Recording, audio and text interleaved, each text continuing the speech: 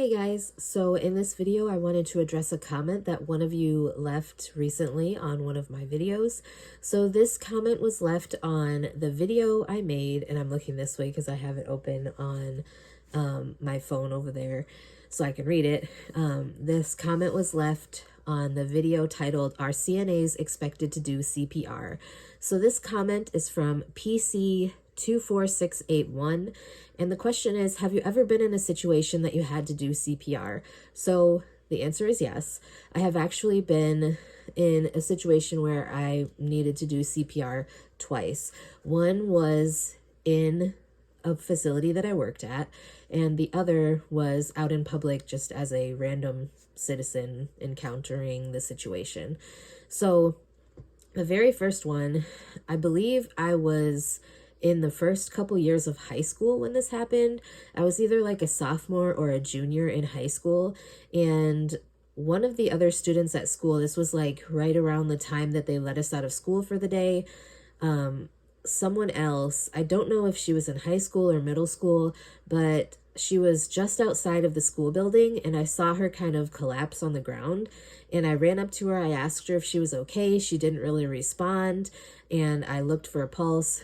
I should preface this by saying I had recently gone through a CPR training program at my school through our health class, and at that time our health class was a lot better than it is currently. They offered us the chance to get trained in CPR and first aid, and so I definitely took advantage of that. And this particular student at the time, she did not have a pulse. She was very unresponsive. I had someone go in and get like administration, but until one of the administration members showed up, I was doing CPR, and I don't remember if we had an AED at the time, or if we did, if it was anywhere close to where we were.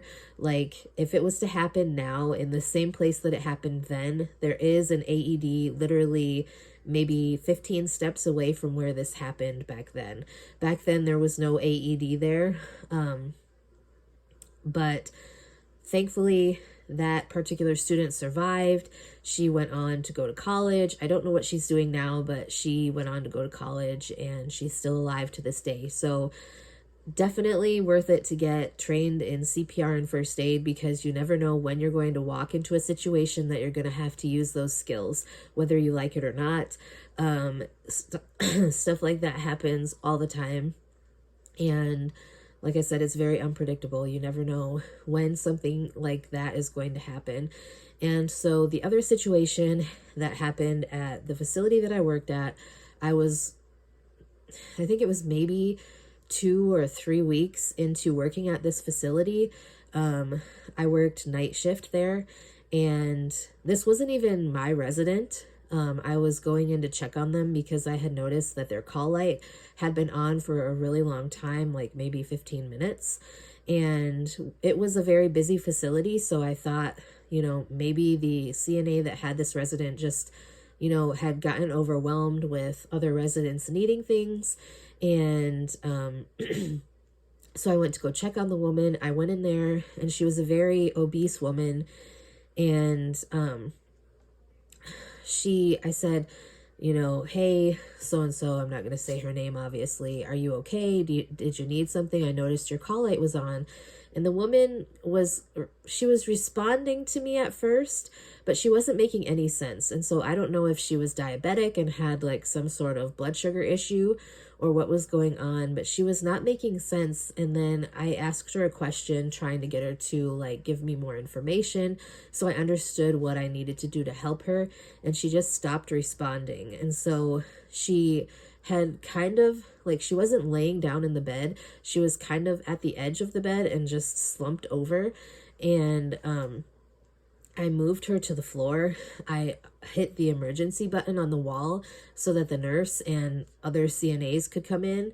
And the one nurse just kind of looked and was like, "What's wrong?" And I said, "She's not responding." I checked for a pulse. She didn't have a pulse. I started doing CPR. The nurse walked out of the room. Like, there were 4 CNAs in there, if I remember correctly, 3 or 4. And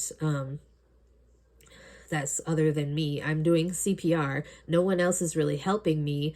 And at this time, it was during COVID, so we were only supposed to do hands-only CPR. We didn't have like the mask where you're able to do rescue breaths. So you're actually trained to do hands-only CPR, which they say is better than doing nothing. So I was doing that, and I did that until the ambulance showed up. And the paramedics said if I hadn't been doing CPR that entire time, that, you know, she probably wouldn't have made it. She did end up surviving. Thankfully, they got a rhythm back shortly after the paramedics showed up. But I was really pissed off that the nurse just kind of left me there, and that the other CNAs, like, I don't know if they were in shock or if they didn't know what to do or if they just weren't comfortable performing CPR. But I was very unhappy that I was the only person, I felt like, who was trying to save this woman's life. I was totally exhausted for like days after that incident, because CPR takes a lot out of you energy-wise, and physically it's very tough because you have to push to a certain depth in order for it to be effective, and that constant repetitive motion is very taxing on your body, I will tell you that. Like I said, I'm very glad that I had that training though, because I feel like in both situations, both of these women would have not survived. I mean, there's a chance that they wouldn't have survived if I hadn't been there to do CPR. So I always recommend people, even if you're not someone who works in the medical field, I always recommend people learn how to do basic first aid and CPR. Even if it's hands only, you would be doing something, which is better than nothing, for that person. You're giving them a chance at life compared to if you were to just sit there and watch it happen and do nothing.